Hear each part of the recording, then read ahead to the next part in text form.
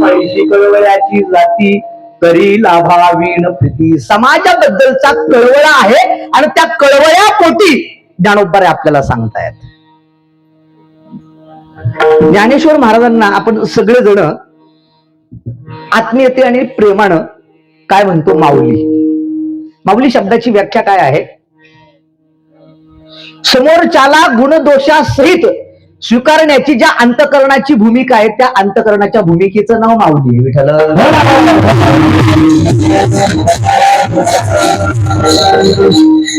ज्ञानेश्वर महाराजांनी सकल समाजाला अशा पद्धतीचा हा आपला अनुभव सांगितलेला आहे, हा उपदेश अशा पद्धतीचा केलेला आहे. हे पहा, काही माणसं विचारलं तरी सांगत नाही, काही माणसं विचारलं तरच सांगतात आणि काही माणसं विचारलं नाही तरी सांगतात. विठ्ठल.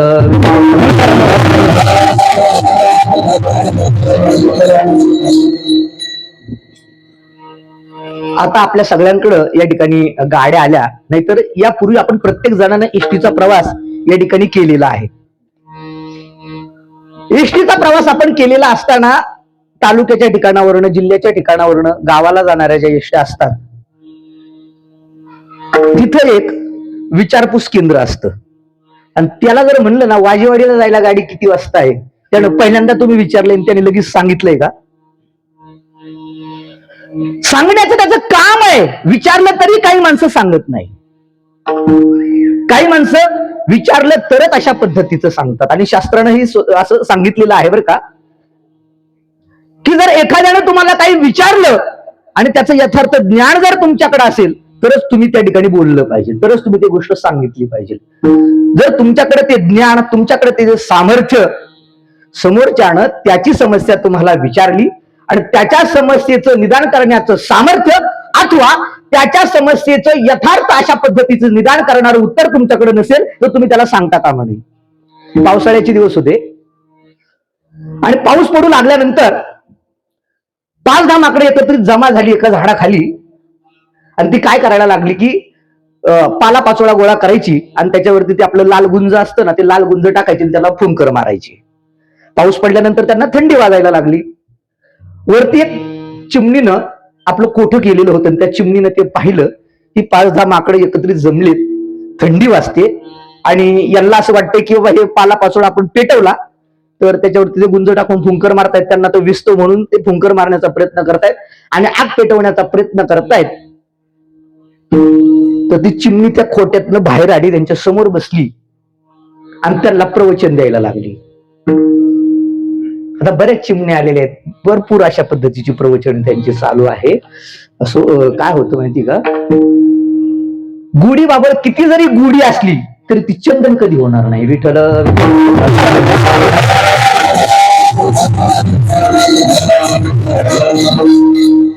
ती चिमणी प्रवचन करायला लागली, ती चिमणी सांगायला लागली की हे बघ, अरे माणसासारखे हात आहे, माणसासारखे पाय आहेत. जेव्हा उन्हाळा होता तेव्हा जर तुम्ही घरटी बांधली असती तर आता तुम्हाला अशा पद्धतीचं गारठ्यामध्ये राहावं लागलं असतं का? मी बघ किती सुंदर घरट बांधले. एका माकडाला आला राग, ते गेलं वरती, त्यानं दर सर गेलं आणि त्याचं ते कुठं मोडून टाकलं. का बोलतोय मी? तुमच्याकडे त्याची समस्या दूर करण्याचं सामर्थ्य नाही आणि तुम्ही जर त्याला काही सांगत असाल तर तो उपदेश त्याला पचत नाही.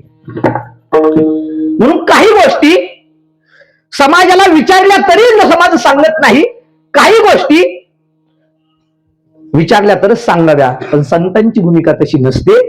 जर समोरच्याच्या हिताचं आहे आणि त्याच्या हिताचं, त्याच्या गरजेचं हे त्याला सांगणं, संत या अवच्छेदकत्वानं हे माझं, संत या भूमिकेनं माझं ते आद्य कर्तव्य आहे. आणि म्हणून ज्ञानोबा आहे त्यांचा अनुभव आपल्याला सांगतात.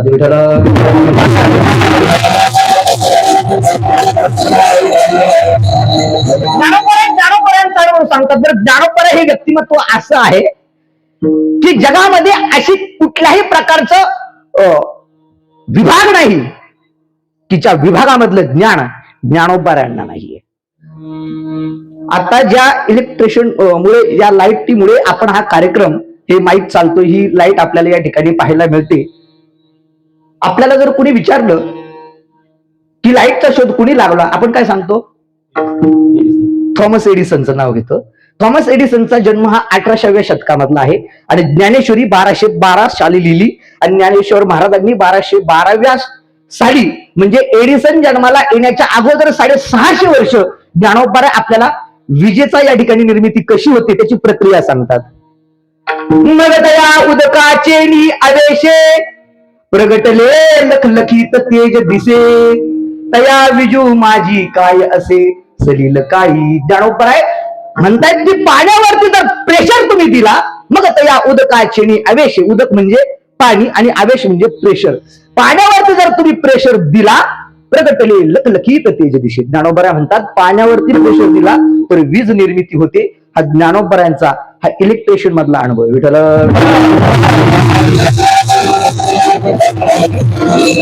आता 25-30 वर्ष झालं आपण ठिबक आधारित अशा पद्धतीची शेती करतो, बरोबर. ज्ञानोबरांचं ठिबक सिंचन 1212व्या शतकामधले बरं का.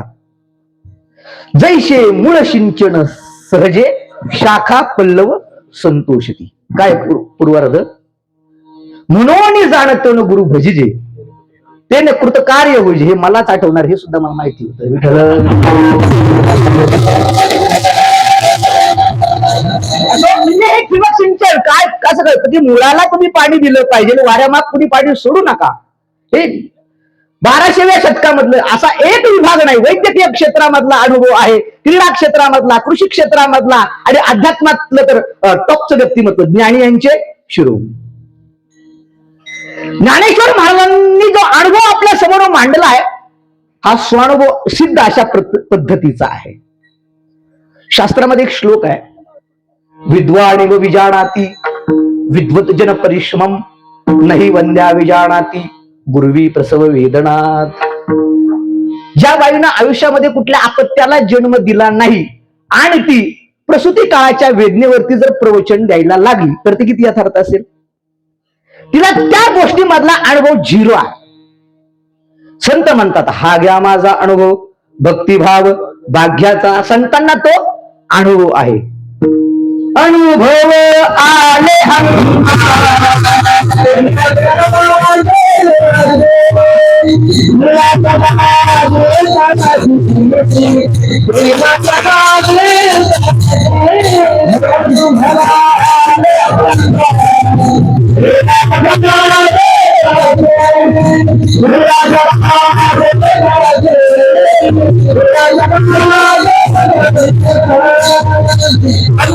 आलेला अनुभव संत समाजाच्या समोर या ठिकाणी शेअर करतायत. आम्हाला हा भक्तीचा अनुभव, या भक्तीचा रस आम्ही उपभोगलेला आहे. त्या भक्ती रसामध्ये सेवितो हा रस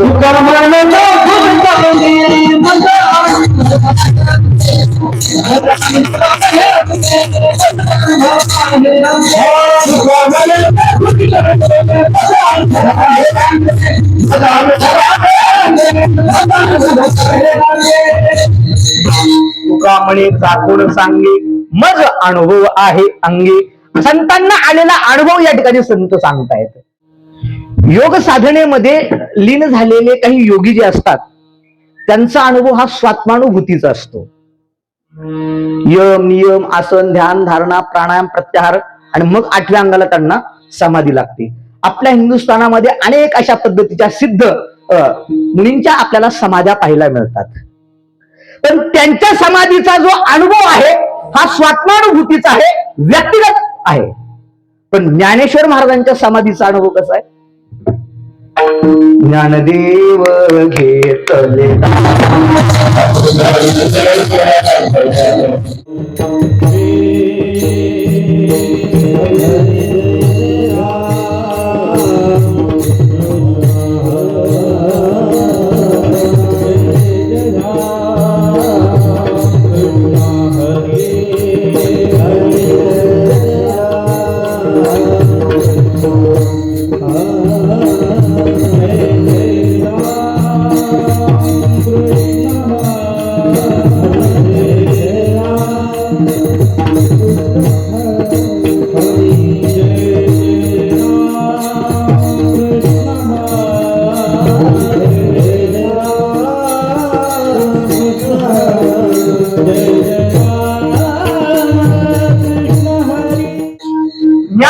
मागितले दान, हृदयी धरोनिया ध्यान, समाधी बैसला निर्वाण. इथपर्यंत ज्ञानेश्वर महाराज आणि बाकीचे योगी सोबत आहेत. पण ज्ञानोबऱ्यांचं मोठेपण हे आहे, समाधीमध्ये बसल्यानंतर सुद्धा कथा कीर्तन करीतो. हा ज्ञानेश्वर महाराजांचा भक्तीमधला अशा पद्धतीचा अनुभव आहे.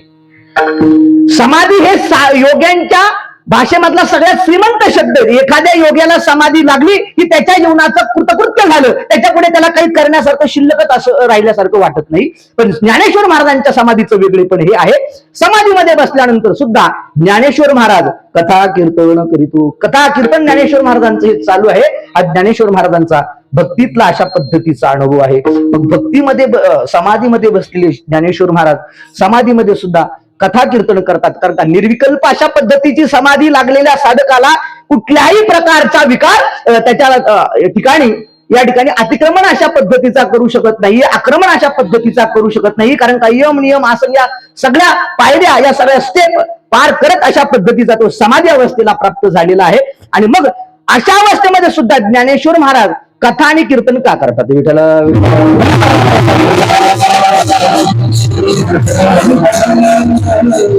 त्याचं उत्तर आपल्या जीवनाशी निगडीत आहे. मगाशी मी चर्चेमध्ये बोललो की एक प्रापंचिक जीवन जगत असताना आपण काय करतोय, आपल्या आयुष्याचे गोल ठरलेले, टार्गेट ठरलेले, विजन ठरलेले की या आयुष्यामध्ये मला हे करायचंय, आणि ते टार्गेटच्याच पाठीमागे आपण अशा पद्धतीचं ना एक उत्तम प्रकारचा माणूस जर आपल्याला व्हायचा असेल तर आपण आयुष्यामध्ये ठरवलेलं विजन, ठरवलेलं टार्गेट, ठरवलेले गोल पूर्ण करत असताना केवळ साधन आणि साध्य या गोष्टीचा विचार करत चला. काय होतं, बऱ्याचशा लोकांना असं वाटतंय की पैसा हे आपल्या जीवनातलं साध्य आहे. पण पैसा हे मानवी जीवनाचं साध्य नाही. उत्तम प्रकारचं जीवन जगण्याकरता पैसा हे साधन आहे. म्हणून एखादं टार्गेट प्राप्त करण्यामध्ये जीवनाची कृतज्ञता नाही, आणि ते टार्गेट प्राप्त झाल्यानंतर आनंद नाहीये. ते टार्गेट प्राप्त करण्याची जी काही जर्नी आहे, जो काही प्रवास आहे, त्या प्रवासामध्ये खरा आनंद आहे. विठ्ठल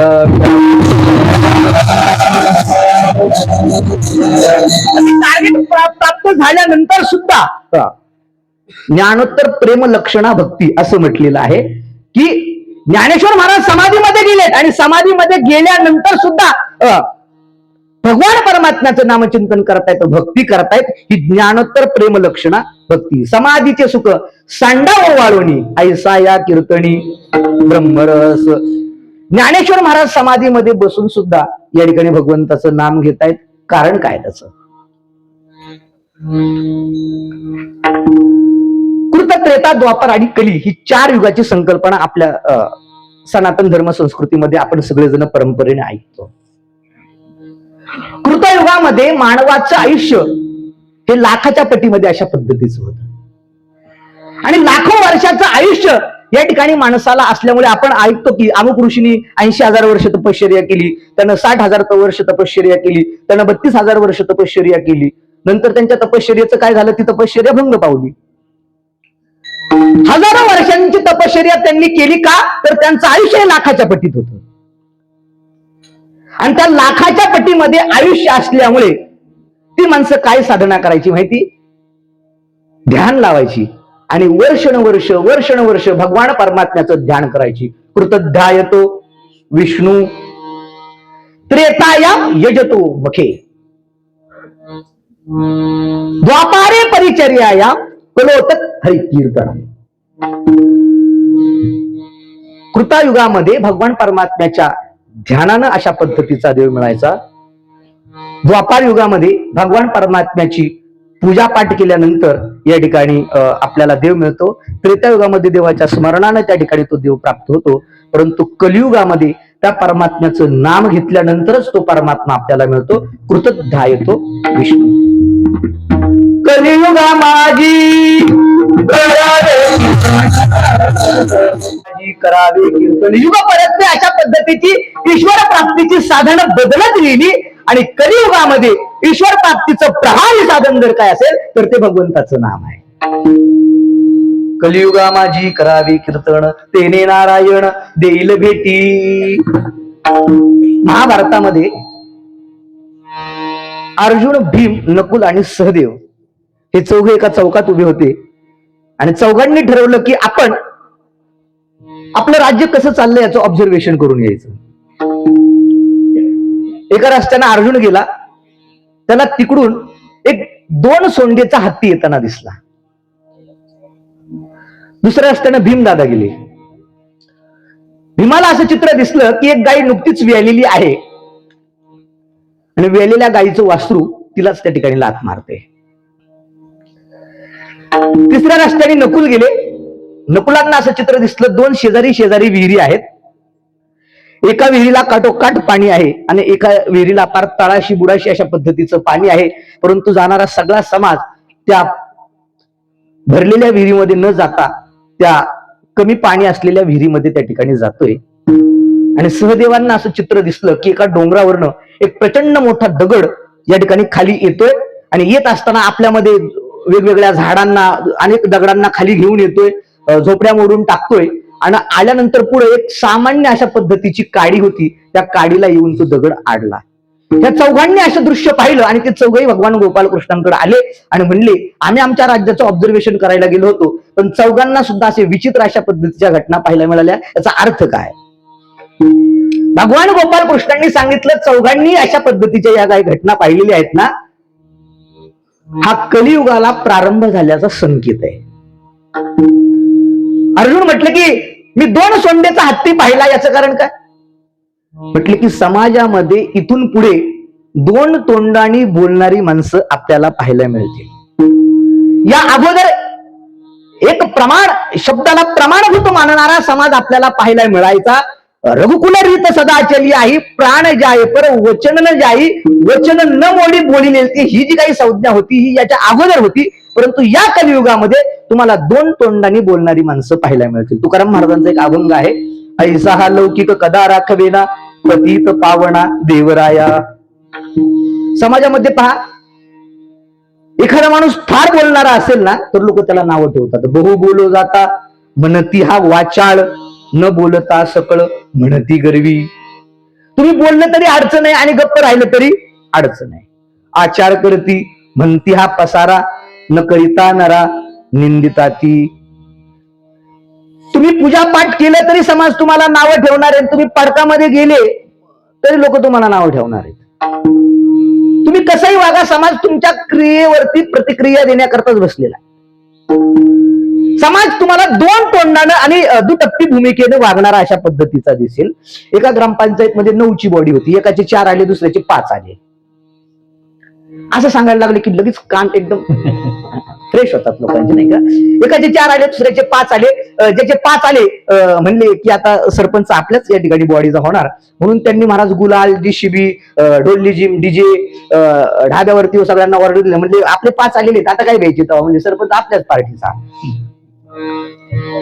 त्यातल्या एक जणांनी काय केलं, फक्त इकडचा एक फोडला. इकडे 4 होते, इकडे 5 होते आणि पोटनिवडणुकीमध्ये फुटलेल्यानं बरोबर विरोधी पक्षाच्या बाजूने मतदान केलं. त्यांचा गुलाल तसाच घरी गेला आणि ज्यांनी यांना मतदान केलं होतं हा तिकडे गेला. कोण फुटला असेल बरं? देव काय त्याचं भलं करील का? भूमिका आज समाजामध्ये दिसते. 2 पद्धतीने वागणारी माणसं समोर एक बोलतायत आणि कृतीमध्ये अशा पद्धतीचं दुसरं. हा त्या व्यक्तीचा दोष नाही, संत म्हणतात तो कलीचा प्रभाव आहे. ऐका कलीचे मैमान, असंच त्यासी रिजले जण, पापा देती अनुमोदन, करती हेळण संतांचे. तुला 2 तोंडाचा हत्ती दिसला अर्जुना, ही 2 तोंडानं बोलणारी अशा पद्धतीची माणसं तुला पाहायला मिळतील. तेव्हा तुला काय दिसलं? तेव्हा एक गाय नुकतीच अशा पद्धतीची व्यालेली आहे आणि ज्या गायीनं त्या वासराला जन्म दिला ते वासरू थोड्याच वेळामध्ये त्या गायीला लाथा मारते. अशी बरीच वासरं आहेत, नाही का? काय होतं माहिती का, मी एक वाक्य नेहमी बोलत असतो की आपण छत्रपती शिवाजी महाराजांचे पुतळे उभारतो, त्यांच्या जयंत्या साजरे करतो. राष्ट्रपुरुषांना फक्त आपण आपल्या भावनेचं प्रतीक न बनवता त्यांना आपण आपल्या कर्तव्याचं प्रतीक बनवलं पाहिजे. छत्रपती शिवाजी महाराज किती मोठे मातृभक्त होते आणि किती मोठे पितृभक्त होते हे कधी आपण अवलोकनच करत नाही. आपण फक्त त्यांच्या लढाया आणि पुतळे आणि DJ लावायचं, नाचायचं, हे छत्रपती शिवाजी महाराजांना नाही मान्य. रायगडावरती सकाळी उठल्यानंतर दररोज पश्चिम दिशेकडे छत्रपती शिवाजी महाराज चालत जायचे आणि खाली डोकावून पाहिजे. एक दिवस संभाजी महाराजांनी विचारलं, आबासाहेब, जगातला प्रत्येक माणूस सकाळी उठल्यानंतर पूर्व दिशेकडे तोंड करतो आणि सूर्यनारायणाचं दर्शन घेतो, आणि तुम्ही झोपेतनं उठल्या उठल्या पश्चिमेकडे चालत जाता आणि खाली पाहता, काय पाहता? राजे, खाली आपल्या आऊसाहेब राहतायत. गडावरची थंड हवा आई साहेबांच्या प्रकृतीला मानवत नाही, म्हणून आई साहेबांची व्यवस्था खाली रायगडाच्या पायथ्याला केलेली आहे. सकाळी उठल्यानंतर मी आई साहेबांचं दर्शन घेण्याकरता जातो. बाळराजे, जगाचा सूर्य पूर्व दिशेने उगवत असेल तर आमचा सूर्य हा पश्चिम दिशेकडे उगवतो. इतके मोठे छत्रपती शिवाजी महाराज मातृभक्त होते. त्या छत्रपती शिवाजी महाराजांची आपण जयंत्या साजऱ्या करतो आणि वाई वडिलांची रवानगी वृद्धाश्रमामध्ये करतो. छत्रपती शिवाजी महाराज आपल्या या गोष्टीला हसत असते. राजांना केवळ भावनेचं प्रतीक बनवायचं नाहीये, कर्तव्याचं. आदिलशहाच्या दरबारामध्ये शहाजी राजांना अटक झाली आणि स्वतः कमावलेले 23 किल्ले ऐतिहासिक पुरंदरच्या तहामध्ये मिर्झाराजे जयसिंग आणि दिलेर खानाला छत्रपती शिवाजी महाराजांनी देऊन टाकले. शहाजी राजांनी मिळकतीमधला किंवा वारसा हक्कानं आलेला एकही किल्ला त्याच्यामध्ये नव्हता. स्वतः समशेर गाजवून कमावलेले 23 किल्ले मुघलांना छत्रपती शिवाजी महाराज देतात. का तर वडील अडचणीमध्ये. इथं बाप सातबारा नावा करून देत नाही म्हणून किती जणांनी बापाचे भाकर तुकडे बंद केले, या पंचक्रोशी मधल्याच घटना आहेत. त्या काही लांबच्या आपल्यासमोर मांडायच्या नाही. तर ह्या गोष्टी का होतात? तर त्याही मुलांचा तर दोष नाहीये. विचारा भगवान गोपाल कृष्णांना. भीमानं पाहिलेलं ते चित्र आहे की ती गाई त्या बाळाला जन्म देते आणि जन्माला दिलेले ते वासरू तिलाच त्या ठिकाणी लाथा मारते. हा कलीचा प्रभाव आहे. एक मुद्दा सांगतो, लहान तोंडी मोठा. शेळी जन्मल्यानंतर फक्त पाऊण तासानंतर 40 मिनिटानंतर त्या बोकड्याला ही आपली आई हे कळत नाही. विठ्ठल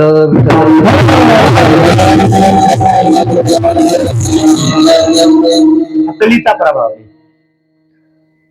नकुलाला विचारलं, तुम्ही काय पाहिलं? म्हणले, मी 2 विहिरी पाहिले. एक विहीर पाण्याने तुडंब भरलेली आहे, लोक तिकडे जात नाहीये, आणि एका विहिरीच्या बुडाशी अशा पद्धतीचं पाणी आहे.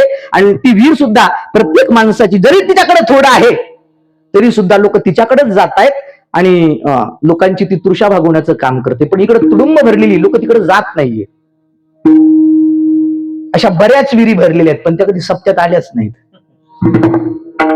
353 आपल्या हँडलवरती नाव आहेत आणि आज 82 लोकांची यादी आलेली आहे. बऱ्याच विहिरी आपल्या भरलेल्या आहेत. काय असतं माहिती का? विहिरीत पाणी जास्त दिवस साचून राहिलं आणि त्याचा उपसा जर नाही ना झाला, त्या पाण्याचा वास सुटतो. आपल्या संपत्तीचा वास यावा आणि तो दर्प नाकाला सण होईन असा जर आपल्याला होऊ नये, अशा भूमिकेमध्ये आपली संपत्ती ही कधी नसावी महाराज. तिचा उपसा झाला पाहिजे. धरणामध्ये साचलेलं पाणी, त्याला दरवाजे का ठेवलेले असतात महाराज? जर ते साचलेलं पाणी जर कुठल्या तरी दानरूपी दरवाजाच्या माध्यमातून गेलं, सत्कारणासाठी गेलं, सत्कार्यासाठी गेलं, तर ते राहिलेलं पाणी त्याचा कधी वास सुटत नाही. आज गोसाव्यांनी आंबरस खाऊ घातला राव. आपण पाटील देशमुख माणसं आहेत. विठ्ठल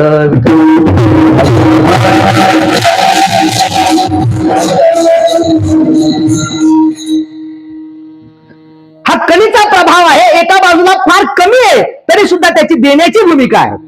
आणि ज्याची देण्याची भूमिका असते ना महाराज, त्याचं स्थान नेहमी उभं असतं. ज्याची फक्त आणि फक्त घेण्याची इच्छा असते ना, त्याचं स्थान जमिनीच्याही खाली असतं. समुद्र फक्त पाणी घेतो, देत नाही. समुद्र हा फक्त घेण्याचं काम करतो, म्हणून त्याचं स्थान हे जमिनीच्या खाली आहे. आणि मेघ छोटे येतो पण देण्याची भूमिका आहे. आकाशात त्याचं स्थान आहे. विठ्ठल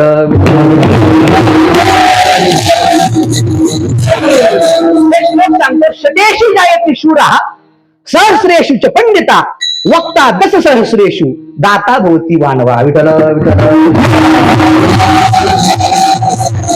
शास्त्र म्हणते 100मध्ये एखादा शूर जन्माला येईल, 1000मध्ये एखादा पंडित जन्माला येईल, 10,000मध्ये एखादा वक्ता जन्माला येतो. वक्ता 10 सहस्रेषु. आपण प्रत्येक कीर्तनकाराला वक्ता वक्ता वक्ता असं म्हणतो, पण प्रत्येक कीर्तनकार या ठिकाणी वक्ता नसतो. हल्ली काय झालं, कीर्तनकार काय करतात की सकाळी तिकडे कीर्तन होतं, रात्री तिकडे झालं, परवा पनवेलला होतो, नाशिकला जायचंय, हे आपल्याला त्या ठिकाणी सांगतात आणि पुढे म्हणतात ही माऊलींची कृपा. अरे ही माऊलींची कृपा नाहीये. ईश्वराचं नाव तुझ्या तोंडामध्ये दिवसभरामध्ये किती आलं, ही माऊलींची कृपा आहे. विठ्ठल आपल्याला भौतिक सुख प्राप्त झाली, ही माऊलींच्या कृपेने नाही होत. परमात्माचा संग, संतांचा संग आपल्याला सतत या ठिकाणी प्राप्त होणं ही संतांची कृपा आहे. मग वक्त्यानं अशा पद्धतीने आपण बोलतो. मी काय बोललो की 10,000 एखादा वक्ता असतो. वक्ता जसं सहस्रेषु आणि शास्त्र बोलते दान देणारा दुर्मिळ आहे. दाता भवती वाणवहा. नकुलानं सांगितलं की त्या 2 विहिरी आहेत. एका विहिरीमध्ये फार कमी अशा पद्धतीचं पाणी आहे, तरी सुद्धा ती कमी पाणी असलेले ती विहीर सगळ्यांची या ठिकाणी तृषा भागवते. पण एका ठिकाणी भयंकर आहे, पण त्याचा दर्प आलाय, समाज त्याच्याकडे जात नाही, त्याचा वास आलाय, त्याचा रापलेपणा त्या पाण्यामध्ये आहे, समाज त्याच्याकडे जात नाही. आता आपण आपलं राखून द्यायचंय की समाजाच्या हितासाठी, अध्यात्मासाठी नाही दुसऱ्या करता तर कमीत कमी स्वतः तरी खर्च करा राव. चला आमच्या बरोबर. विठ्ठल विठ्ठल. आपलं मार्केटिंग आपणच करतो महाराज. आपण आपलं स्वतःचा ब्रँड अँबॅसेडर आहे नाही. स्वतः तरी कमीत कमी माणसानं खर्च केला पाहिजे. कोरोना आपण सगळ्यांनी पाहिलाय, त्याच्यातनं काय सुधारायला तरी पाहिजे. आपण झाकल्या घटीचा दिवा नेने काय झाला केदवा, या रीती जो पांडवा देह असू द्या, ते सत्पुरुषाचं वर्णन आहे. देहाचं किंवा काय होईल, मला काय सांगायचंय की दान देण्याची आपली भूमिका खऱ्या अर्थानं असली पाहिजे. असो.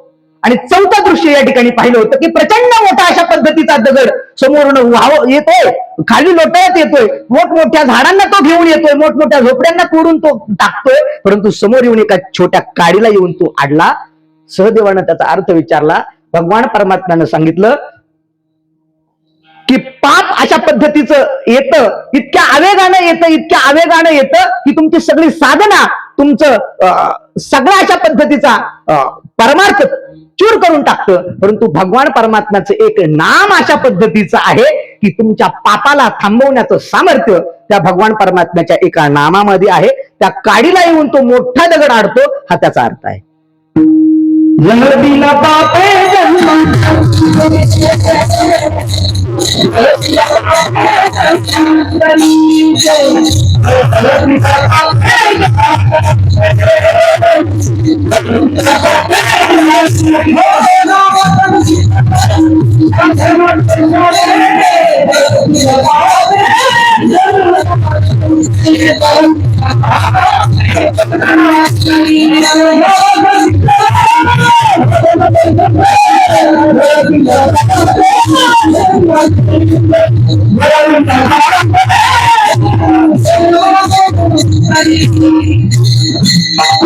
भगवान परमात्म्याच्या नामामध्ये ते सामर्थ्य की जन्मजन्मांतरीची अशा पद्धतीची पाप जाळून टाकण्याचं सामर्थ्य त्या भगवान परमात्म्याच्या नामामध्ये आहे. नामामध्ये इतकं सामर्थ्य, पाप करणारा जितका पाप करू शकणार नाही तितक्या कैक पटीनं नाम हे पाप जाळून टाकतं. हे नामाचं अशा पद्धतीचं सामर्थ्य आहे. ज्ञानेश्वर महाराज म्हटले की हा सगळा अशा पद्धतीचा नामाचा प्रभाव आहे. या कलियुगामध्ये खऱ्या अर्थानं ईश्वराची प्राप्ती आणि खऱ्या अर्थानं मोक्षाला तुम्हाला जर प्राप्त व्हायचं असेल तर केवळ आणि केवळ एकच अशा पद्धतीचं साधन आहे, ते म्हणजे ईश्वराचं नाम. काय बाकीची जी काही साधनं आहे ईश्वर प्राप्तीची आपल्या धर्मशास्त्रामध्ये वेगवेगळी साधनं सांगितली. काही ठिकाणी काय असतं, साधन भिन्न पडतं. काही ठिकाणी साधनाचा अभाव असतो, तर काही ठिकाणी साधन न्यून पडतं. मोठं वटवृक्षाचं झाड आहे आणि ते जर आपल्याला काढून टाकायचं असेल आणि आपण खुरपं घेऊन जर गेलो तर ते वडाचं झाड आपल्याला किती वर्षानं उपटता येईल बरं? याला म्हटलं जातं साधनाचं न्यूनत्व. दुसरं असतं साधन भिन्न. एक वारकरी रस्त्यानं चालला होता, ऊन 12 वाजले, एक मोठा बंगला दिसला आणि त्या बंगल्याच्या बाहेर गेला आणि म्हणला, मालक जरा तहान लागली, पाणी देता का? तो रागावला. अरे म्हणला एवढा मोठा बंगला आहे, माझा गाडी, माझ्याकडे काय मागतो? पाणी. अरे माझ्यासारख्या श्रीमंताकडे तू तूप मागितलं पाहिजे. अरे आता याला तहान लागली, तू तूप काय करतो? याला म्हटलं जातं साधन भिन्न. तृषा निवृत्तीचं साधन काय आहे? पाणी. आणि त्याला तूप देऊन काय फायदा आहे? आणि तिसरं असतं साधनाचा अभाव. एका माणसानं देवीची उपासना केली आणि देवीला म्हणला, देवी मला एक चांगला मुलगा व्हायला पाहिजे. देवी म्हणली तथास्तु. 5-6 वर्ष निघून गेली, त्याला काही मुलबाळ झालं नाही. परत देवीला प्रसन्न केली, म्हणला काय राव तुम्ही वर दिला, मुलगा होईल, अजून नाही झाला. देवी म्हणली लग्न होऊन किती वर्ष झाले? म्हणलं अजून लग्नच झालं नाही. अरे पुत्र प्राप्तीचं साधन काय? भार्या. इथं काय झालं? साधनाचा अभाव. साध्य प्राप्तीसाठी तुझ्याकडे साधनच नाहीये, पण भगवान परमात्म्याचं नाम हे असं आहे की तिथे न्यूनत्व नाही, तिथं साधन भिन्नत्व नाही आणि तिथं साधनाचा अभाव नाही, ते परिपूर्ण अशा पद्धतीचं आहे. माऊली, भगवान परमात्म्याची नावं अनंत आहे. आम्ही कुठल्या नामाचा आश्रय करू? कुठल्या नामाचा आश्रय करू? पहिल्या चरणात.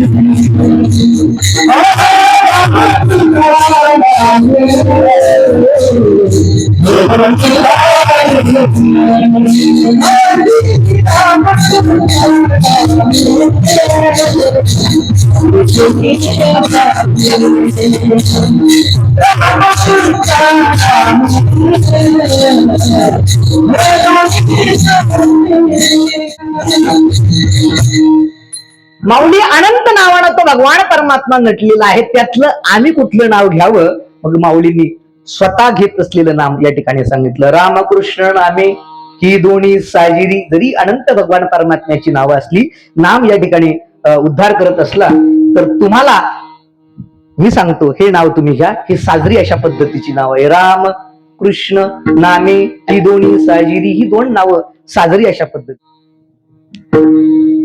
राम हा शब्द असा आहे महाराज, रा म्हटलं ना की आपलं तोंड उघडतं. रा, सुरुवातीला वारकरी संस्थेमध्ये व्याकरण शिकवलं जातं, त्यावेळेला ओष्ठवर्ण, दंतवर्ण, तालव्य, मूर्धन्य असे वेगवेगळे वर्णाचे प्रकार सांगितले जातात. रा हा वर्ण कसा आहे? रा, रा म्हटलं की माणसाचं तोंड आपोआप उघडतं. जगामध्ये कुठलाच माणूस असा नाही की जो तोंड झाकून रा म्हणू शकतो. रा म्हटलं नंतर शास्त्र असं सांगतं, रकारोच्चार मात्रेण बहिर्निर्याती पातकम पुनःप्रवेशा भावेच मकारस्तु कपाटवत.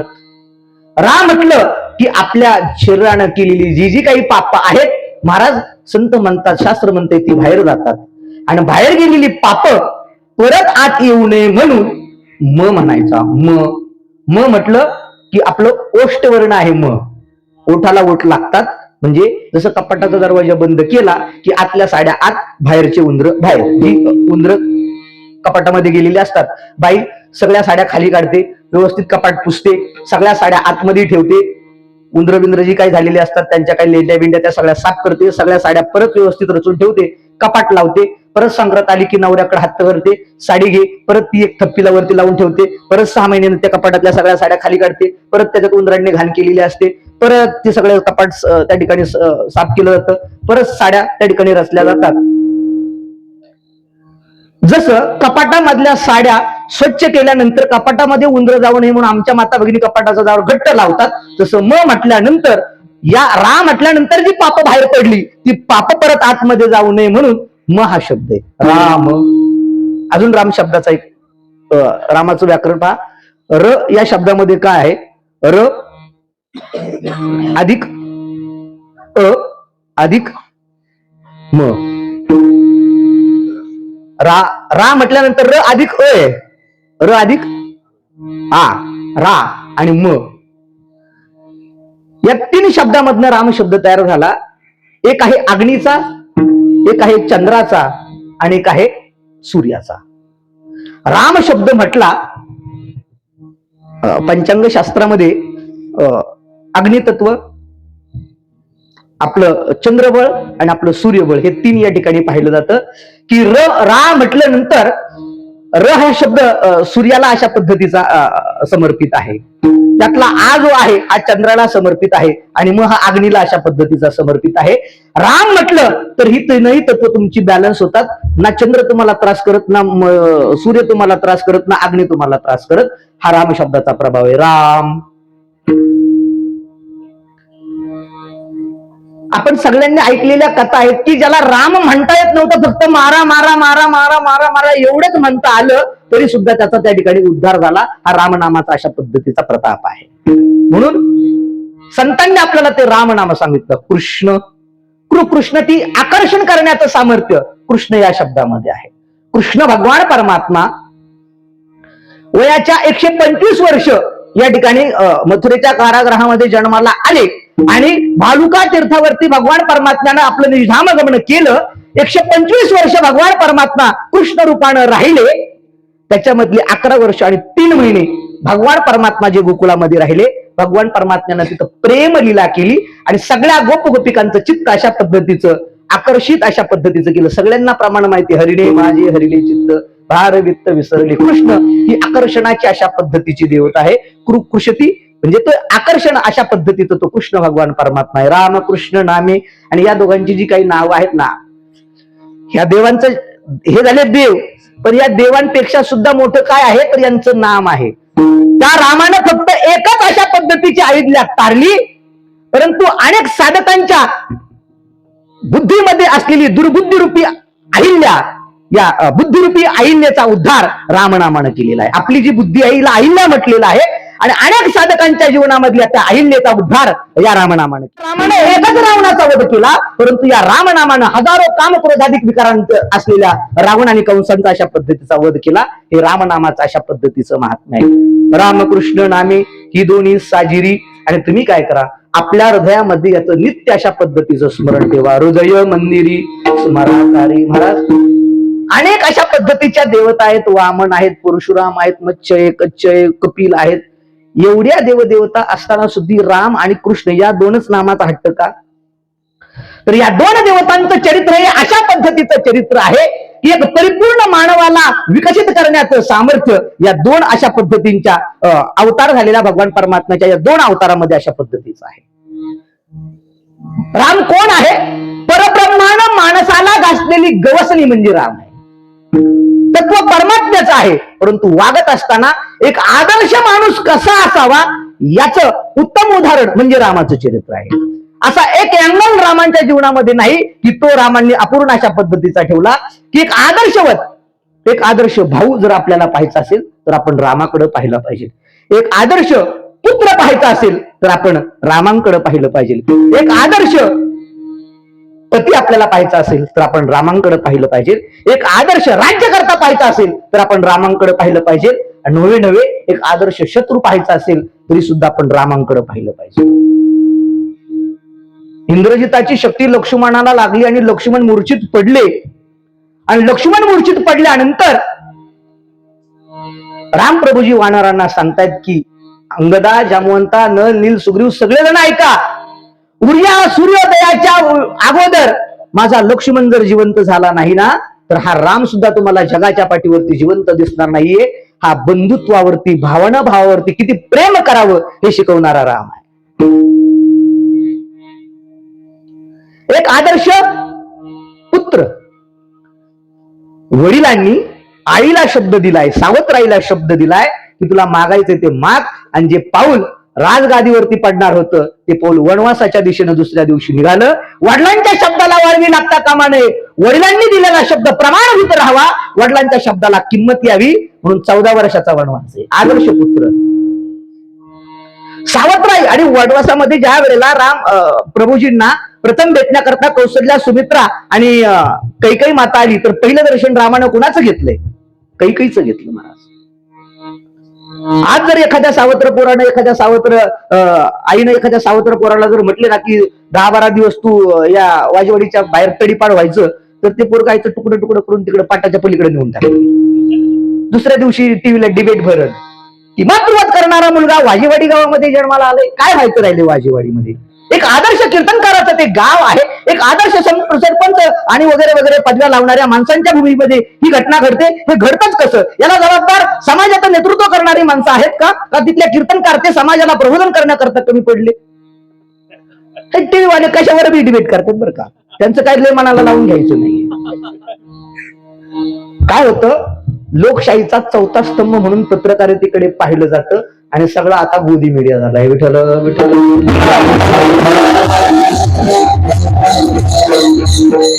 राजकारण हा माझा सांगण्याचा भाग नाही. मी आज तुम्हाला धोतर नेहरू घातलेलं दिसेल, परंतु रोज माझ्या अंगामध्ये जो शर्ट असतो ना तो मोदी शर्ट असतो. परंतु समाजामधलं चुकीचं समाजाच्या समोर मांडणं हे कीर्तनकाराचं कर्तव्य आहे, म्हणून बोललो. विठ्ठल आदर्श पुत्र म्हणून आपण रामाकडे पाहू, एक आदर्श पती म्हणून आपण रामाकडे पाहू. रामायण एक आदर्श पती पत्नीचं नातं शिकवणारं अशा पद्धतीचं आहे की ज्या दिवशी रामप्रभूजी वनवासाला निघाले, सीतामाता म्हटल्या, सीतामातेचा निरोप घेण्याकरता रामप्रभूजी तिथे गेले आणि सीतामाता म्हटली की निरोप कसला माझा गीता, जेथे राघव तेथे सीता, ज्या मार्गी हे चरण चालती त्या मार्गी मी तुमच्या पुढे, वनवासाची मला ना भीती, संगी आपण भाग्य विधाता, निरोप कसला माझा गीता. पतीचं दुःख आहे माझं दुःख आणि पतीचं सुख आहे माझं सुख, हे शिकवणारं रामायण आहे. जेवायला गेल्यानंतर तिनं जर पहिल्यांदा मसाला पापड मागितला ना, आपण जर पनीर चिल्ली जर मागवली ना, की तिचं तोंड पडतं महाराज. पतीचं सुख हे माझं सुख मानणारा समाज आता नाहीये. एक आदर्श दाम्पत्य जीवन शिकवणारं रामप्रभूजींचं चरित्र आहे. मी नेहमी हा मुद्दा सांगत असतो.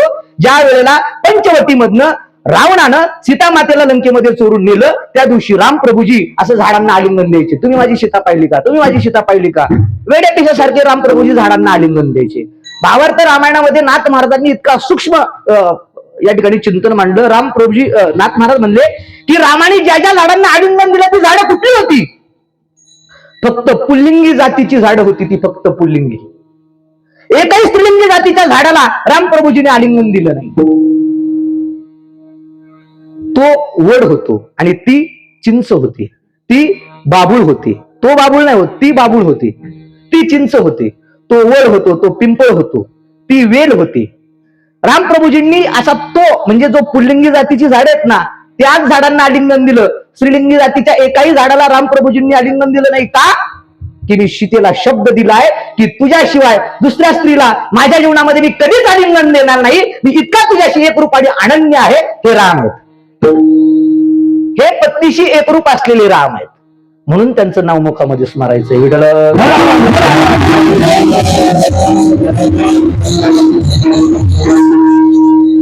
काय आपण का स्मरण करायला नाही पाहिजे? अहो, मी नेहमी एक गोष्ट सांगत असतो की पंचवटीमध्ये ज्या वेळेला ते रामप्रभूजी होते, त्यावेळेला ती रावणाची बहीण शूर्पणखा तिथं आली. त्यांनी ते रामाचं राजस अशा पद्धतीचं रूप पाहिलं आणि रामांचं ते मनोहर अशा पद्धतीचं रूप पाहिल्यानंतर तिच्या मनामध्ये विचार आला आणि तिने डायरेक्ट रामप्रभूजींना म्हटले की will you marry with me, तुम्ही माझ्या बरोबर लग्न करता का? कोण होती ती? ती एक राक्षसाची बहीण होती, म्हणजे ती राक्षसी होती. तरी सुद्धा तिला राम आवडला आणि ती रामाला म्हटली तुम्ही माझ्या बरोबर लग्न करता का? शूर्पणखा राक्षस थी, फिर भी वो राम को चाहती थी. खेत की बात ये है हम इंसान होकर भी राम को चाहते नहीं. असली राक्षस कौन है?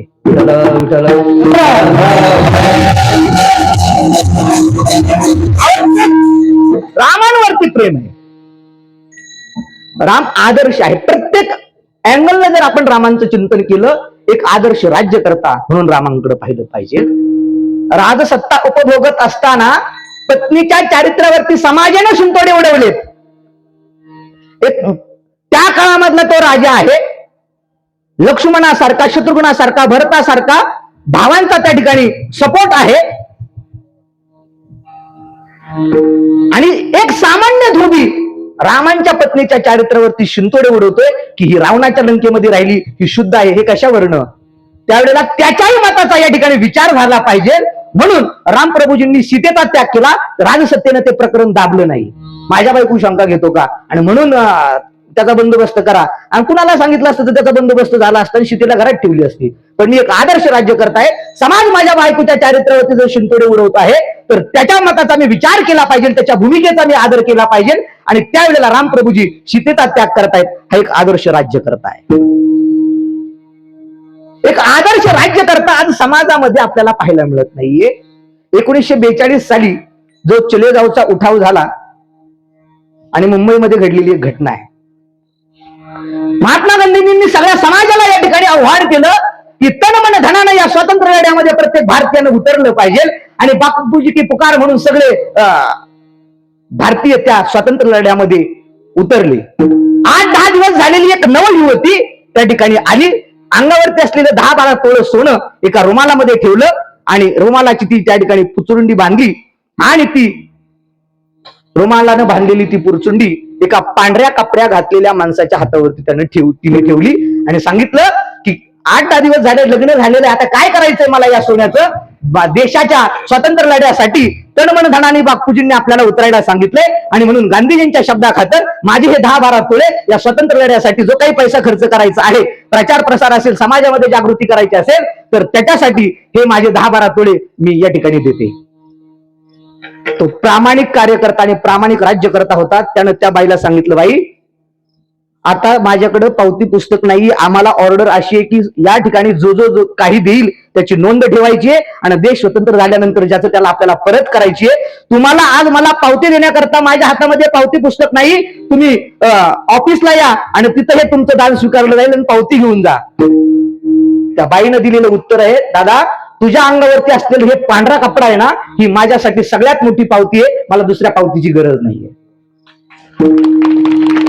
ही पांढऱ्या कपड्याची किंमत होती 1942 साली. आता काय किंमत आहे पांढऱ्या कपड्याची आपल्या नजरेत? फक्त पांढरे कपडे पुढारीच घालतात असं नाही बरं का, महाराज लोक सुद्धा घालतात.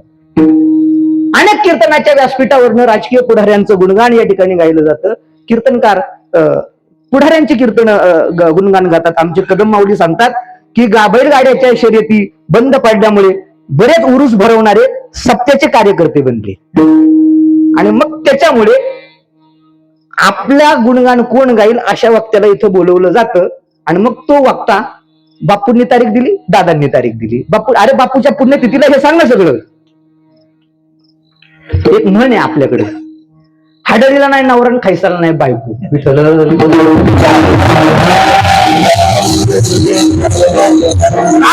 आदर्श राज्यकर्ता म्हणून त्यावेळेला वागले की माझ्या पत्नीच्या चारित्र्यावरती जर कोणाची शंका असेल तर मी तिला दूर केलं पाहिजे, मी ते प्रकरण दाबता कामा नये. एक आदर्श राज्यकर्ता.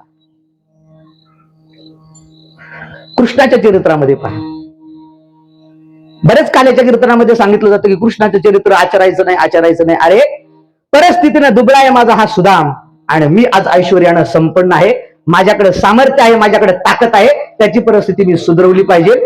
मैत्रीचं आदर्श नातं निभवणारं तत्व हे कृष्ण आहे. आज मी श्रीमंत आहे, भगवान परमात्म्याच्या कृपा आशीर्वादानं मला प्रचंड काही मिळतंय, तर माझा मित्र दुबळा आहे आणि अडचणीमध्ये आहे ना, तर त्याची समस्या माझ्या प्रभावानं, माझ्या सामर्थ्यानं मी दूर केली पाहिजे. हे कृष्ण चरित्र आचरण्यासारखंच आहे. का आचरू नये हा विचार. पांडवांच्या राजश्री यज्ञामध्ये साधू संत जेवलेले असताना जगाला तत्वज्ञान देण्याचं सामर्थ्य कृष्ण म्हणजे जगद्गुरु हा ज्याचा अधिकार आहे, तो उष्टा पत्रावल्या उचलतो. माझं मोठेपण जे आहे ते त्या ठिकाणी आहे, परंतु आज या ठिकाणी या साधू संतांचे पात्र मी उचललं पाहिजे. स्वतःचं मोठेपण बाजूला ठेवून जो पांडवांच्या राजश्री यज्ञामधल्या उष्टा पत्रावली उचलतो, स्वच्छतेचा मुद्दा शिकवणारा कृष्ण आहे हा. आपण सार्वजनिक ठिकाणची स्वच्छता सोडावं, परंतु आपण आपल्या घरामध्ये तरी स्वच्छतेचा या ठिकाणी स्वीकार करू, हे कृष्ण आपल्याला सांगतोय. आपण म्हणतो कृष्णाचे चरित्र आचरायचं नाही. इथं साधू संत जेवलेले आहेत, इथं उष्ट पडलेले आहेत, हे स्वच्छतेचा संदेश देणारा कृष्ण आहे. दीन दुबळे वंचित भुकेलेले गोपाळ की ज्यांना पोटाला खायला मिळत नाहीये, अशा गोपाळांना एकत्रित करून समाज संघटित करण्याचं काम सर्वप्रथम जर जगामध्ये कुणी केलं असेल तर ते माझ्या गोपाल कृष्णाने केली. हा कृष्ण आचरण्यासारखाच आहे. भगवान गोपाल कृष्ण यमुनेच्या डोहाच्या काठी क्रिकेट खेळत होते. क्रिकेट खेळत असताना भगवान परमात्म्यानं तो चेंडू मारला, तो यमुनेच्या डोहामध्ये जाऊन पडला आणि यमुनेच्या डोहामध्ये पडलेला चेंडू, आता विज्ञानाचा नियम आपण सगळ्यांना माहिती की चेंडू कधी पाण्यामध्ये बुडत नाही, चेंडू पाण्यावरती तरंगतो. पण कृष्ण भगवान परमात्म्यानं मारलेला चेंडू हा जाणून बुजून कृष्ण भगवान परमात्म्यानं आपल्या अन्यथा कर्तुम शक्तीनं तो यमुनेच्या तळाशी नेऊन ठेवला. कृष्ण भगवान परमात्म्यानं काहीच विचार न करता त्या यमुनेच्या डोहामध्ये उडी मारली आणि यमुनेच्या डोहामध्ये उडी मारल्यानंतर नियम विज्ञानाचा सांगतो चेंडू पाण्यावरती तरंगतो, परंतु तो कृष्ण तो चेंडू काढण्याकरता तळामध्ये जातो. कृष्ण आपल्याला हे सांगतात की नेता असो वा तत्ववेत्ता असो, प्रगतीचा चेंडू, समाज हिताचा चेंडू जर तुम्हाला हातामध्ये घ्यायचा असेल तर तुम्हाला समाजाच्या तळागाळामध्ये गेलं पाहिजे. जर तुम्ही फक्त एसीच्या गाडीमध्ये बसून जर भाषण देत असाल, व्यासपीठावरती गेल्यानंतर जर तुम्ही भाषण देत असाल, तर त्या बोलण्याला काही अर्थ नाहीये. सामर्थ्य कृष्णाचा असताना सुद्धा कृष्ण भगवान परमात्मा तो चेंडू आणण्याकरता यमुनेच्या तळाशी गेला. समाजाच्या तळागाळामध्ये नेत्यानं गेलं पाहिजे. नेतृत्व करणाऱ्या माणसानं समाजाच्या शेवटच्या घटकापर्यंत पोहोचलं पाहिजे, हे कृष्ण शिकवतो. समाजाच्या शेवटच्या घटकापर्यंत, तळागाळापर्यंत जर तुम्ही जाण्याचा प्रयत्न केला, तर कालिया नावाचा महासर्प तिथे तुम्हाला डसण्याकरता येण्याची शक्यता आहे. असे समाजामध्ये बरेच काली आहेत बरं का. ते समाजामध्ये चांगलं काम करणाऱ्या माणसांना प्रतिबंध करण्याचा प्रयत्न करतात. एखाद्याची चमक वाढत असेल, समाजामध्ये एखादा माणूस जर चांगलं काम करत असेल, तर त्या चांगल्या कामाची दखल आपण घेतली पाहिजे, त्याचं कौतुक आपण केलं पाहिजे. पण समाजाची हल्ली भूमिका काय झाली माहितीये का? एक काजवा आहे ना, चमकत होता. अशी किर रामोशीची रात्र होती, त्यात काजव्याचं चमकणं त्या ठिकाणी सुरू होतं. ते एका सापानं पाहिलं आणि तो साप त्या काजव्याला खायला बघायचा. एक 1.5-2 तासाचा त्यांचा खेळ चालला. काजवा थोडा जमिनीपासून वर उडायचा, सापाला काही वर येत नसायचं. 1-1.5 तास काजवा इकडून तिकडं असा फिरायचा, तो साप त्याला पकडायला इकडून तिकडे फिरायचा. त्या काजव्याला त्या सापाची दया आली. काजव्यानं विचारलं, का रे म्हणलं सापा, एवढा माझा जीव, तू जर मला खाल्लं तर तुझं पोट पण भरणार नाही, पण का गेली 1.5-2 तास झालं माझ्या माग लागलाय तू? साप म्हणला, मला सुद्धा माहिती तू एवढीच आहे, तुला जर खाल्लं तर माझी भूक भागणार नाही, पण तुझं जे चमक नाही ना, ती मला लय खुपते.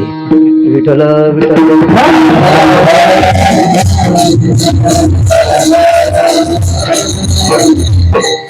दुसऱ्याचं कौतुक करण्याकरता सुद्धा अंतकरण मोठंच लागतं. विठ्ठल. समाजामध्ये जर शेवटच्या काळापर्यंत, शेवटच्या घटकापर्यंत जर राज्यकर्ता तत्ववेत्ता जर गेला, तर त्याला अशा वेगवेगळ्या प्रतिबंधांना त्या ठिकाणी सामोरं जावं लागेल. त्याची तयारी त्यांनी ठेवली पाहिजे. आणि ज्या वेळेला तो समाजाच्या तळागाळामध्ये जातो, त्यावेळेला नक्कीच प्रगतीचा चेंडू त्याच्या हातामध्ये येत असतो. हे कृष्ण आपल्याला शिकवत आहे. अनेक अशा पद्धतीचं कृष्णाचं चरित्र आपल्याला प्रेरणा देणारा अशा पद्धतीचं आहे. ऐका, एक शेवटचा मुद्दा म्हणतोय कृष्ण चरित्रामधला. भौमासूर नावाचा, नरकासूर नावाचा एक दैत्य, ज्यानं 16,100 मुली, वेगवेगळ्या नगरामधल्या सुंदर सुंदर अशा पद्धतीच्या मुली आपल्या जनानखान्यामध्ये आणून ठेवल्या. आताचं जे काही गुवाहाटी आहे ना, ती भौमासुराची, नरकासुराची राजधानी होती. तिथे 16,100 मुलींना त्यांनी एका जनानखान्यामध्ये ठेवलं.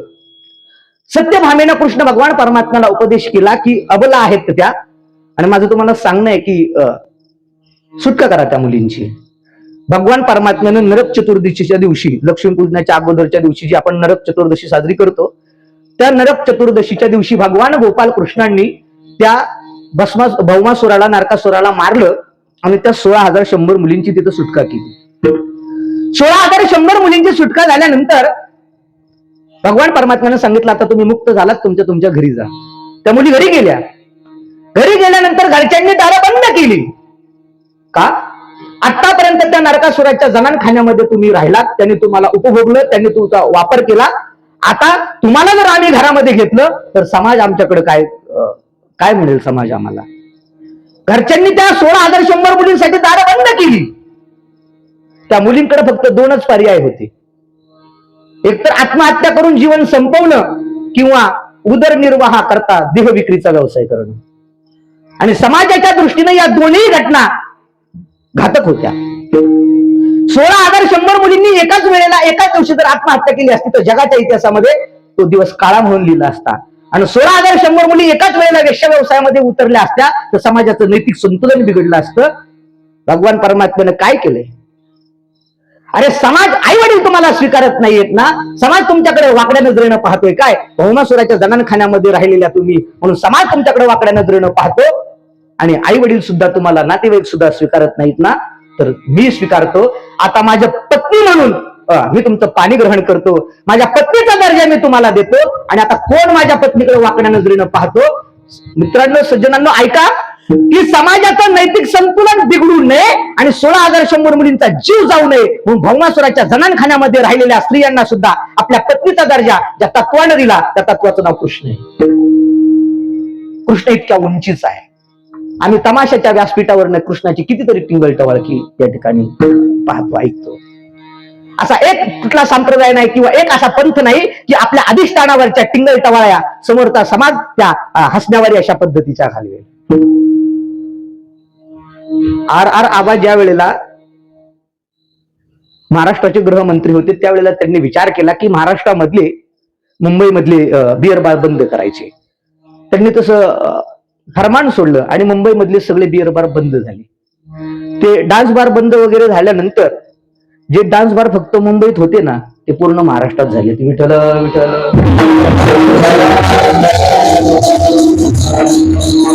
लोकल मॅनेजमेंट कोण शिकवतोय? तो कृष्ण शिकवतोय. त्यांनी हा विचार केला नाही की हितलं बंद केल्यानंतर काय होईल. त्यातलीच एक टोळी साबळेवाडी राहिलेली. विठ्ठल.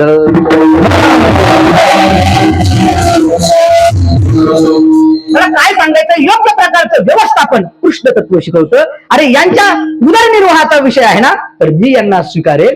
यांच्या सन्मानाचा विषय आहे तर तो सन्मान, तो अधिकार, ती उंची मी यांना देईल. हे कृष्ण तत्व आहे. आणि हे राम आणि कृष्ण असं मानवी जीवनाच्या उत्कर्षाकरता खऱ्या अर्थानं काम करणारे हे दोन तत्व असल्यामुळे, ही साजरी यांची नामं असल्यामुळे आपण आपल्या हृदयामध्ये त्याचं स्मरण करा. रामकृष्ण नामे ही दोन्ही साजिरी हृदय मंदिरी स्मराकारे. महाराज, आमच्या मुखामध्ये नाव येत नाही पण आमच्या बदली जर आम्ही कुणाला पैसे वगैरे दिले आणि त्याच्याकडनं हा जप करून घेतला तर तो आम्हाला लाभदायक ठरेल का? महाराज म्हटले नाही रे बाबा, प्रपंचरूपी भवसागरातून तरुण जाण्याकरता तुला स्वतःलाच अशा पद्धतीची तुझी साधना करावी लागेल आणि स्वतःलाच या नाम आणि कृष्ण नामाचा आश्रय करून स्वतःलाच स्वतःची सोडवणूक करावी लागेल. अभंगाची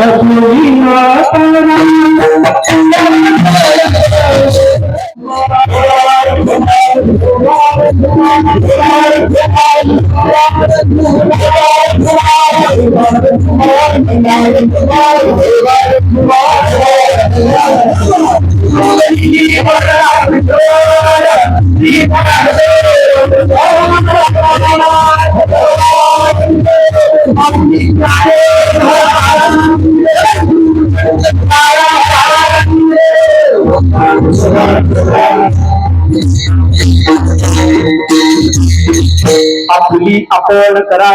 तुमच्यावरचा जप इतरांनी केला तर तुमचा उद्धार होणार नाही. तुम्हाला स्वतःलाच ती साधना, नाम साधना करावी लागेल आणि या प्रपंचरूपी बंधना मुक्त व्हावं लागेल. आपुली आपण करा सोडवण, संसार बंधन तोडावे. गीता म्हणते उद्धरेत आत्मनात्मानम नात्मानम अवसादयेत.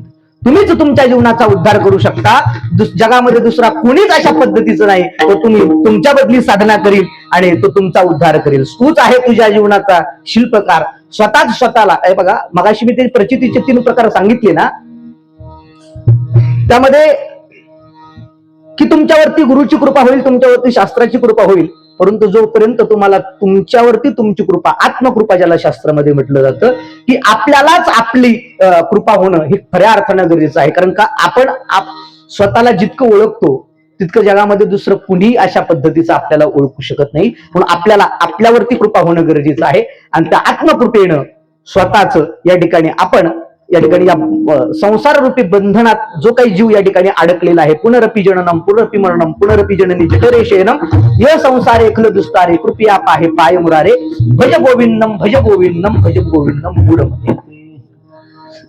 जन्माला येणं आणि मरणं, जन्माला येणं आणि मरणं ह्याला शास्त्रानं संसार म्हटलेले. बायका मुलांचा प्रपंच करणं याला संसार म्हटलेलं नाहीये. परत परत जन्माला येणं हे जे काही बंधन आपल्या पाठीमाग लागलेलं आहे, या बंधनातनं मुक्त व्हायचं असेल तर राम आणि कृष्ण या नावाचा आपण आश्रय केला पाहिजे. माऊली, तुम्ही आम्हाला सांगता की राम आणि कृष्ण या नामाचा आश्रय करून आपल्याला संसार रूपी सागरातनं, या संसाराच्या बंधनातनं मुक्त होता येतं. हे तुम्ही वाचून सांगता, कुणाचं ऐकून सांगता का तुम्ही स्वतः त्याचा अनुभव घेतलाय? माऊली म्हटले हा माझा स्वतःचा अनुभव आहे. शेवटच्या चरणात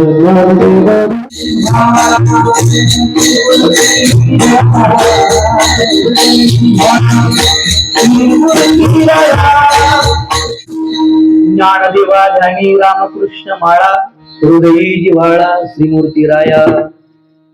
माऊली, तुम्ही कुणाचं ऐकून नाही, मी कुणाचं ऐकून नाही, कुणाचं वाचून नाही, तर माझ्या स्वतःच्या हृदयामध्ये ज्ञानदेवा ध्यानी रामकृष्ण माळा माळा शब्दाचा अर्थ आहे निरंतर. निरंतर अशा पद्धतीचं ही भगवान परमात्म्याचं नाम आहे. आणि हे नाम घेत असताना श्री गुरूंच्या बद्दलचा जिव्हाळा माझ्या अंतकरणामध्ये आहे. हृदयी जिव्हाळा श्रीमूर्तीराया, आपुली आपण करा सोडवण, संसार बंधन तोडावी गेली. संत श्रेष्ठ ज्ञानेश्वर महाराजांच्या या ज्ञानेश्वर महाराजांनी याच्यातनं आपल्याला नामाचा आश्रय करावा आणि तोच नाम आपल्याला या संसाराच्या बंधनातनं मुक्त करेल. आणि हे मी कुणाचं ऐकून नाही तर माझ्या स्वतःच्या अनुभवानं अशा पद्धतीचं तुम्हाला सांगतो. ज्ञानोबांनी स्वतःचा या नामाबद्दलचा अनुभव त्या ठिकाणी आपल्याला सांगितलेला आहे. या अभंगाचा अर्थ असाच आहे असा मला आपल्याला अजिबात दावा करायचा नाहीये. मोठमोठे वक्ते, मोठमोठे तत्वचिंतक वेगवेगळ्या प्रक्रियेनं हा अभंग आपल्यासमोर मांडण्याचा प्रयत्न केला. मला भगवान परमात्म्यानं जशी बुद्धी दिली त्या पद्धतीनं मी आपल्यासमोर या अभंगाचा भाव मांडलेला आहे. संतांचं वाङ्मय हे समुद्राप्रमाणे असं अथांग आहे. आमच्यासारखे एक सामान्य साधक त्याच्यामध्ये बुडी मारतात. आमची कुवत जिथपर्यंत आहे तिथपर्यंत गेलो आणि समुद्रामध्ये असलेलं जे रत्न, ते रत्न बाहेर काढण्याचा प्रयत्न केला. मी गेलो तिथपर्यंतच तळ आहे असं म्हणण्याचा मूर्खपणा मी कधी करणार नाही. संतांना यापेक्षा अजून वेगळं काही अपेक्षित आहे म्हणून झालेली सेवा ही भगवान परमात्म्याच्या चरणी समर्पित करायची आहे. उद्या श्री क्षेत्र वडू या ठिकाणी धर्मवीर संभाजी महाराजांच्या बलिदान दिनाच्या निमित्तानं आपल्याला सगळ्यांना त्या ठिकाणी अभिवादन करायला गेलं पाहिजे. ती खऱ्या अर्थानं आपली एक नैतिक जबाबदारी आहे. इस्लाम खतरे में हे एक वाक्य म्हटल्यानंतर जगातले मुसलमान एकत्र येतात. आपण हिंदू आहोत. एक ज्या धर्मवीर संभाजी महाराजांनी हा हिंदुस्थान आपल्याला हिंदू म्हणून या ठिकाणी वास्तव्य करता येतं आणि सगळ्या प्रकारच्या मौज मजा, सगळ्या प्रकारच्या धर्म आचरण, वेद पठन, पाठ, पूजा हे सगळे भक्ती विक्ती आपण करतो. हे सगळे सत्यविक्ती करतो ज्यांच्या कृपा आशीर्वादानं करतो. खऱ्या अर्थानं हिंदू आहोत याची जाण ठेवून आपण सगळ्यांनी धर्मवीर संभाजी महाराजांच्या चरणी नतमस्तक होण्याकरता या ठिकाणी खऱ्या अर्थानं गेलं पाहिजे. आपण जाल ही खऱ्या अर्थानं आपल्याकडनं सगळ्यांकडनं अपेक्षा करतो. सगळ्या ग्रामस्थांनी मला या ठिकाणी ही सेवा करण्याची आणि दरवर्षीप्रमाणे मला हे काही मागून घ्यावं लागत नाही. नाही तुमचं एक असू द्या. मी जरी म्हटलं नाही माझी आता 17-18 कीर्तनं झाली, नाही तुझं एक राहू दे असं सगळेजण या ठिकाणी मला सांगतात. काय असतं की आपलं कौतुक हे या ठिकाणी हे म्हणतो आणि मी बी चांगलं बोलतो बरं का. असं काय मी काहीतरी सांगतोय 2 तास तुमची, मी बी चांगलं बोलतो, अभ्यास करून बोलतो नाही का. थोडं आता ट्रिपांमुळे माझं थोडंसं कमी झाले परंतु होईल अजून 1-2 वर्षानंतर ऑटो पायलट मोडला माझा व्यवसाय गेल्यानंतर मी पूर्ण वेळ कीर्तनकार या ठिकाणी होईल आणि मग त्यावेळेला अतिशय सुधारित अशा पद्धतीची आवृत्ती. आणि हे करणं सोपं नाही महाराज. नियतीनं सिलेक्टेड केलेली मोजकीच माणसं हे करू शकतात. हे भाग्य कुणाच्याही पदरामध्ये नाहीये. तुम्ही लाखो रुपये कमवाल, गाड्या घ्याल, बंगले बांधाल, हाऊस मौस कराल, परंतु इथं उभं राहण्याकरता नियतीनं नियुक्त करावं लागतं आणि ते भाग्य नियतीनं ईश्वरानं ज्ञानोबांनी या ठिकाणी दिलं. म्हणून वारंवार गावकरी सुद्धा मला या ठिकाणी ही संधी देतात. म्हणून माझंही काहीतरी याबद्दल नैतिक कर्तव्य बनतं. म्हणून इथून पुढे ज्या ज्या वेळेला या व्यासपीठावरती माझी कीर्तनाची सेवा होईल ते विनामूल्य, ज्या वेळेला परिस्थिती दुबळी होती, सामान्य होतो, साधक अवस्थेमध्ये होतो, त्यावेळेला काही स्वीकारला असेल तो या ठिकाणी अपराध क्षम्य आपल्याकडनं असावा. म्हणून भगवान परमात्म्याच्या कृपाशीर्वादानं, प्रारब्धानं म्हणा, माझ्या बऱ्यापैकी आता आपला धंदा चांगला चाललेला आहे. आणि म्हणून मी या ठिकाणी सांगतो की बाबा हे इथून पुढे ज्या ज्या माझ्या सेवा होतील त्या निरपेक्षतेनं अशा पद्धतीच्या या सेवा या ठिकाणी माझ्याकडनं होणार आहे. महाराज, टेलर जर चांगला चोळी शिवायला लागला आणि त्यानं जर आईच्या चोळीचे जर पैसे घेतले तर तो टेलर राहणार नाही. त्याला एका मोठ्या टेलर मध्ये घालून कुठेतरी नेऊन सोडला पाहिजे. म्हणून हे सगळ्यांना या ठिकाणी मी प्रार्थना करतो की हे पहा, परमार्थामध्ये इतका आनंद आहे आणि परमार्थाचा आश्रय केल्यानंतर, भगवंताच्या भक्तीचा आश्रय केल्यानंतर माझ्यासारख्या एका दिव्यांग व्यक्तीला हजारो लोकांच्या या ठिकाणी सहवासामध्ये हा परमार्थ ठेवतो. आज हजारो लोकांना तीर्थयात्रा करण्याचं भाग्य, करून आणण्याचं भाग्य आम्हाला प्राप्त झालं केवळ आणि केवळ या परमार्थाच्या आश्रयामध्ये असल्यामुळे. पुण्यामध्ये टॉप लेवलच्या आणि ब्रँड असलेल्या कंपन्या आहेत, त्यांना लोक पैसे देतात आणि त्यांच्याबरोबर समाजाचं विवेर हे कोरड्या अशा पद्धतीचं समाजाबरोबर त्यांचं नातं आहे. आज या व्यासपीठामुळे हजारो समाज एक पर्सनली फॅमिली रिलेशन या व्यासपीठामुळे खऱ्या अर्थानं ते मिळालं. आणि ही जी काही अवस्था परमार्थामुळे प्राप्त झाली, या अवस्थेला कुणाची नजर लागू नये ही या ठिकाणी भगवान प्रभू परमात्म्याच्या चरणी प्रार्थना करतो. आणि आपल्या सगळ्यांना या ठिकाणी विनंती आहे की प्रापंचिक अवस्था आपण जगत असताना प्रपंचाचा आपण स्वीकार केलेला आहे. हा प्रपंच करत असताना खऱ्या अर्थानं हा परमार्थ कसा वाढेल, कसं या गावामध्ये भक्ती होईल. हरिभक्तीपरायण मोहन महाराज वाजे जेव्हा जेव्हा आम्ही गप्पा मारण्याकरता बसतो त्यावेळेला त्यांचं बालपण सांगत असताना ते म्हणतात की महाराज हे गाव गोकुळ होतं. गोकुळ ही अशी अवस्था आहे की जिथे कुणी कुणाचा द्वेष करणारं नव्हतं. हे एक काळ गाव होतं. त्या गावाला कुणाची नजर लागता कामा नये. पुनश्च एकदा त्या मथुरेचं गोकुळामध्ये रूपांतर व्हावं ही पद्मावती मातेच्या चरणी प्रार्थना करतो आणि या ठिकाणी थांबतो. ज्ञानेश्वर